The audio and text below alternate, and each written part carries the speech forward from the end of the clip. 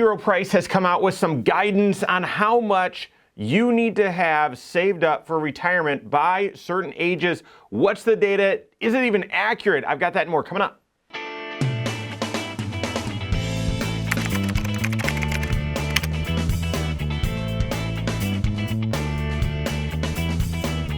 My name is Mike Bernard. I'm the host of the Wise Money Show. I'm also one of the certified financial planners right here at Korhorn Financial Group. Make sure you hit that subscribe button, turn on notifications, and smash that thumbs up button. All right, so retirement planning. Retirement is likely going to be your biggest financial goal. And right up there with buying a house, maybe helping kids with college, several other things. But retirement's likely the biggie.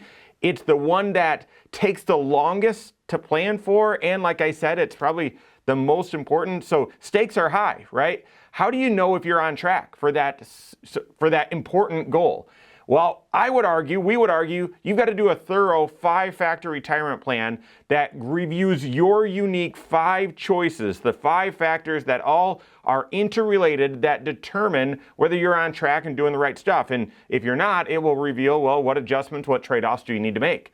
However, there's no shortage out there of financial institutions trying to cut corners and say, well, use this rule of thumb or do this quick calculation. Here's how much you need to have in order to be on track to retire. Rowe Price, just the latest company to do that. They've come out with an updated analysis as to, hey, here's how much you need to have saved up if you want to retire by a certain age, okay? And now, it's not a full 5-factor analysis, but the way they're cutting corners is they're basing it all on how much is your pre-retirement income. And if you were to cut corners, this might be the place to start, okay? So it's a decent analysis. Let's get into it, see what it says. All right, so the biggie here is that in order to retire at age 65, you need to have 11 times your annual salary. And if you're married, of course, then it's your annual income together. 11 times. Now, the path to get there, this is also, whether you're 65 or not, this is going to help you benchmark, are you on track if we believe this guide? A half of your income you should have saved up by 30. By age 35, it should be 1 times your income. By 42 times. By 45, 3 times. 5 times at age 50. 7 times at age 55. And by the way, Fidelity has an analysis. All these companies have analyses like these. And Fidelity actually wants you to have a quicker start. I would suggest that as well. But Fidelity's analysis also, by age 55, you should have 7 times your income. And that's sort of the home stretch. And if both of these great institutions say the same multiple, okay, maybe that gives some credibility there. 9 times by age 60. And 11 times your income by age 65. So how do you stack up? Are you on track based on this guide? Do we even trust this guide? Here's why I would tell you that at best, this multiple is sort of a guideline, maybe a lukewarm guideline, and should not be taken as even a rule of thumb or as confidence that, no, you are definitely on track or you're definitely not on track or definitely ahead. I would not do that. Here's why, okay?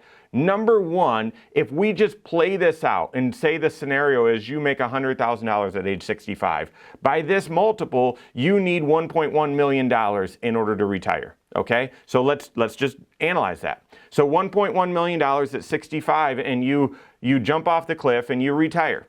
Well, the other rule of thumb is that a sustainable withdrawal rate should be between 3 and 4%. Okay, it used to be 4%. They've backed it down to 3 and change. Okay, so let's just say $35,000 is a reasonable, sustainable withdrawal amount on 1.1 million. Okay, well, where's the other $65,000 going to come from?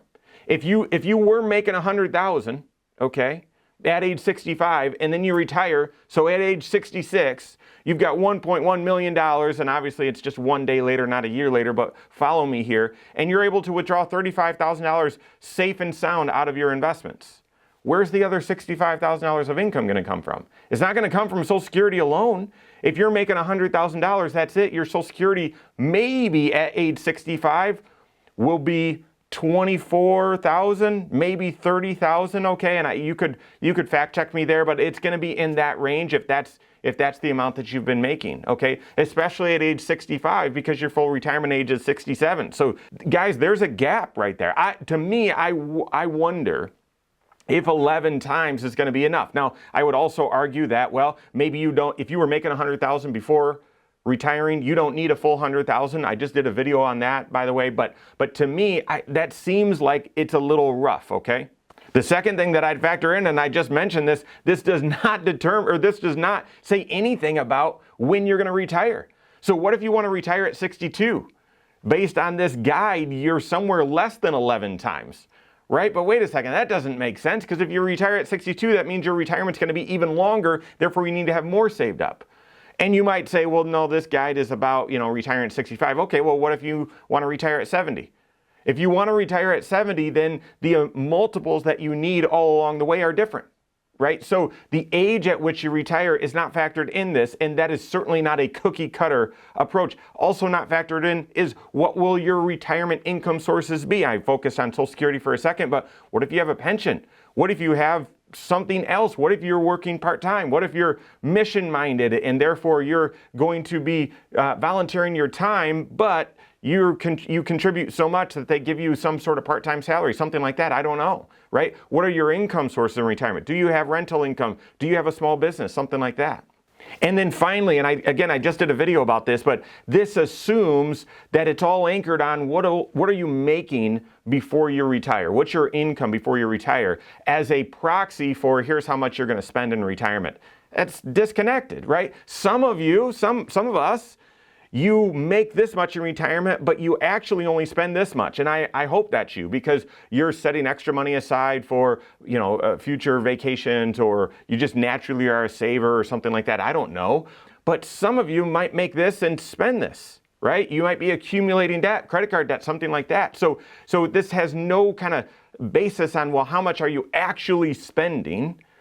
And what new expenses will be there in retirement? What expenses will disappear when you get to retirement that maybe you had during your working career? It doesn't factor in any of that, guys. And of the 5 factors, which I'm going to share in just a minute, I mean, how much you spend is by far the most important one, okay? They're all extremely important, but how much you spend is by far the most important. So to me, this is maybe a lukewarm guide, something to maybe just glance at and say, oh, how am I doing? Oh, if it tells you you're off track, well, then maybe that can motivate you, but you still have to work with your CFP and do that 5-factor retirement analysis.